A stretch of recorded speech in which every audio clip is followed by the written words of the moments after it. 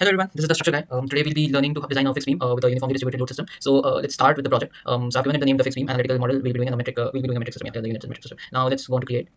Yeah, so we have come into the interface of the STAAD.Pro. For the starters, let's go on to the beam grid. So I will be keeping the length of my beam as about 5 meters, I suppose. And yes, you can see a member has been created over here.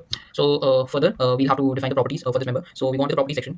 In that, we go to the define, and there you can see a lot of sections have already been shown over here, right? So we'll be taking a rectangular section. So for the depth, let's take about 0.23 meters and 0.35 meters. And for the material, we'll be taking concrete, and we'll be putting in a sign and then close. So okay, again, you can just check it to assign it for the view because we have only one member right now, so we can use that. Then for the materials, let's go to the concrete, and then again we can do a assign for view because right now we just have one member, and that too will be in concrete. So for the support, so as we are going to design a fixed beam, so both the supports should be fixed. So we have to create a support, right? So going to create, you can see that restraints in the axis of forces and the moments have been checked. So this will restrain in these particular axes.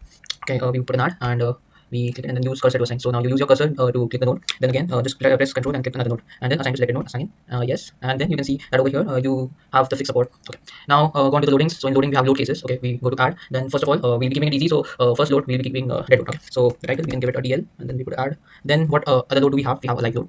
Okay.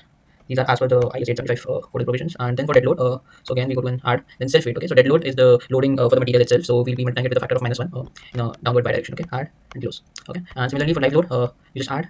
And for live load, we'll be putting a member load because again uniform forces, right? So let's take it about a minus. We need to put a minus because this is into the global -y direction, right? So it will be in a downward direction. So minus. Let's take it 8 kilonewton per meter. Okay.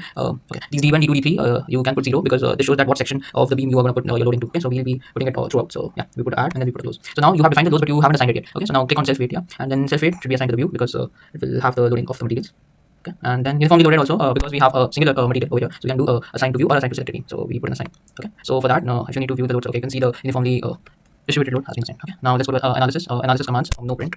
Perform analysis. Okay. So we just add the command, we close it, and then you can see that now we go to run analysis. We save the model, and it runs our analysis with 0 error. Okay. So now let's go into processing mode. Okay. We select both the load cases, apply, and okay. Okay. So now over here you can view your displacement. So displacement in maybe z direction. So you see the displacement you can view over here in the loadings. Then deflection, again deflection. You can just check out the deflection in the moment of z direction. Then you have the shear force by direction. So you can just check out over here. Then again for the section details of the beam, you can go into the beam cursor, click it, double click. You can see the shear bending, deflection, loading properties. Okay, everything. Okay. Thank you very much. And for more such content, please follow the structure guide. See you soon. Bye.